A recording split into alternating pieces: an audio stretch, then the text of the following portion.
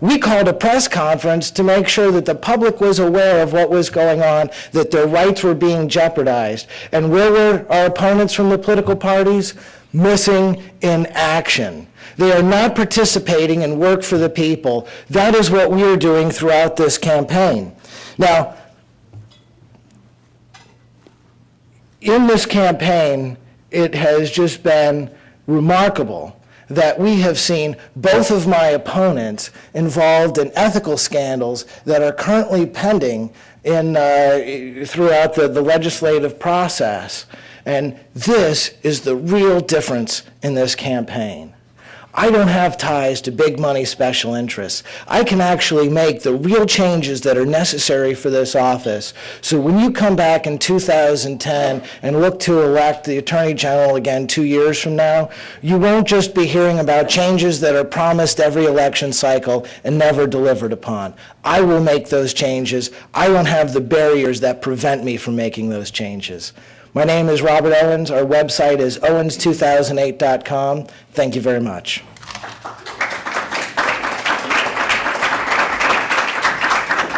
Thank you. Mr. Crites, you have 2 1/4 minutes for your rebuttal. Thank you. Robert, I guess when you don't have the experience or the qualifications to be Attorney General, that you have to engage in false and misleading attacks on the other candidates. Let me just say this.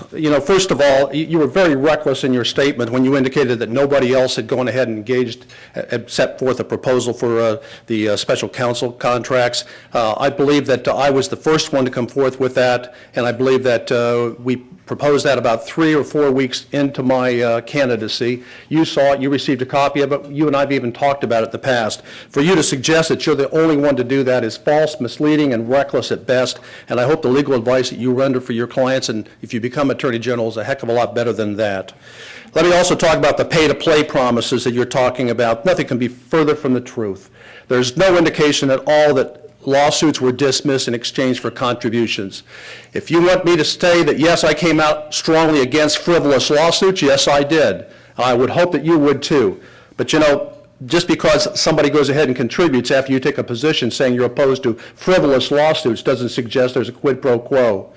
And Rich, with respect to the issue you raised with respect to the Wall Street mess, I agree with you. That's a very serious issue, and I think you're exactly correct. We do need to address it. I'm the one candidate that does have that kind of experience. I have major economic crime prosecution and investigation experience.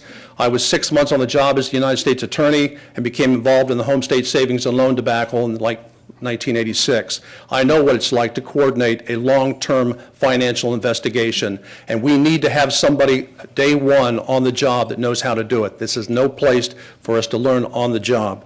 And finally, let me just suggest too that integrity is very, very important, and we need to work to go ahead and restore integrity, just like you indicated, Rich. I would go ahead and endorse fully the recommendations that have been made by Nancy Rogers' advisory committee. I would incorporate those, make them part of the office if they're not part of the office when I become.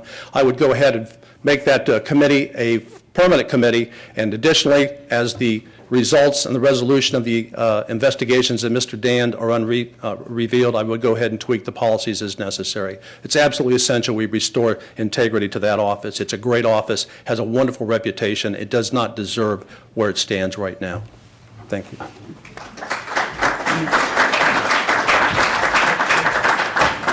Mr. Cordray, anxious to get up here. 1 minute and 3/4, sir. Thank you. I would second what Mike said. Robert makes a lot of wild charges. In my case, what he's referring to is out of thousands of political contributions, we received one about which some questions were raised. When they were raised, we considered it, reviewed it, and returned the contribution, which is what a campaign can do to make it right. There have been no ethical scandals involving my office, and we have been vigorous in defense of the taxpayers, both in making people compete for business and also in making sure that they deliver performance. We set an investment record last fiscal year, making $464 million for the taxpayers, which was $63 million than they'd ever made before. Every dollar of that is a dollar we don't have to raise in taxes. Let me say that as Attorney General, I'm the only candidate who's actually worked in that office. So I actually have the experience of being in the Attorney General's office. I was the state solicitor, handling the toughest cases for the people of the state in front of the U.S. and Ohio Supreme Courts. And in terms of missing in action, you know, I never heard from either of these other candidates, nor did anyone during the Mark Dan saga, when tough decisions had to be made about what to do. Those were very tough decisions. It is tough when a member of your party has fallen below the standards that we think are set for a public official. We stepped up to the plate. We did what needed to be done. No one ever did that when Bob Taft was having his troubles in office. No one from the Republican Party did that. So I think when we're deciding who will make the tough decisions, who will stand up for Ohioans when the going gets tough, think about the record, think about what happened this year, and I'd like to be judged by my record in office, and I'm proud to be judged by the work I've done for the citizens of this state. Thank you.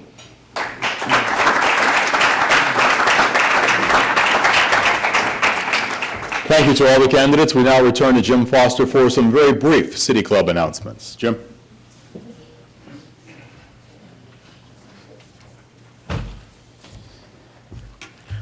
Today at the City Club, we are listening to a debate between the candidates for Ohio Attorney General. Now we would like to proceed with the question and answer portion of our debate. Holding the microphone today is City Club Development Director Jessica Allen. Let's return to our moderator, Rick Jackson. You just stay here. Yeah. Thank you, Jim. We will now have the traditional City Club question and answer period. Questions addressed to a specific candidate will be answered by that candidate with a 1-minute limit. The other candidates may also comment for 30 seconds each. Questions addressed to all candidates will be answered with a 1-minute time limit from each. Now, as moderator, I reserve the right to ask any of the candidates a follow-up question or ask them for clarification with their answer. Those responses will be limited as well to 30 seconds. To the audience, thank you in advance for your cooperation by making your questions real questions, stating them as briefly and as clearly as possible. Again, specify which candidate, if one, you would like to answer your question. The first question for our candidates, please. Gentlemen, this is for all three of you. Here in Cuyahoga County in the past weeks, we've been treated to a great deal of publicity in the paper regarding unfairness of charging or accepting pleas, rather, to felony versus misdemeanor charges for drug possession. We've seen across the state great disparity in the way in which county prosecutors determine whether they will seek the death penalty, it being much higher in certain counties than in other counties. Recognizing your limited authority in criminal matters, I'd like to hear each of you comment on what you would plan to do to attain some uniformity throughout the state regarding the application of the death penalty, regarding the acceptance of pleas in drug cases, and give me one more.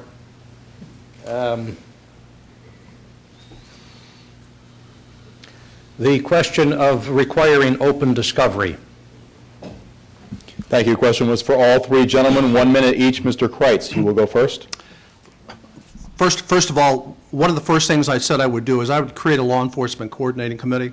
I'd bring that committee together, and we would talk about these issues. We'd have prosecutors, we'd have law enforcement present from all levels of government, state, federal, and local, throughout the state. We'd begin to discuss these issues, and we'd try to develop some sort of uniformity in terms of training, in terms of education. With respect to the death penalty, obviously the decision lies with the discretion of the prosecutor, as is always the case. However, I think as one who's been a prosecutor for 21 years, it never hurts to have the training, the education, the experience, and the sharing of thoughts.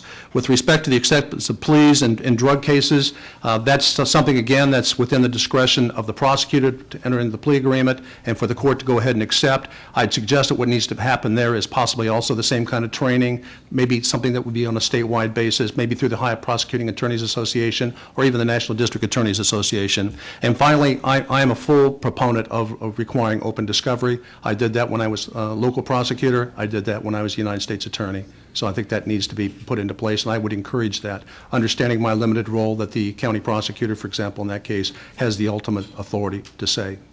Thank you. Thank you. Mr. Owens, the same question. If the law does not accurately work for everyone, it doesn't work for anyone. So there needs to be even enforcement. Now, understanding that, the Attorney General has to have a clear understanding of their authority and to not exceed that authority.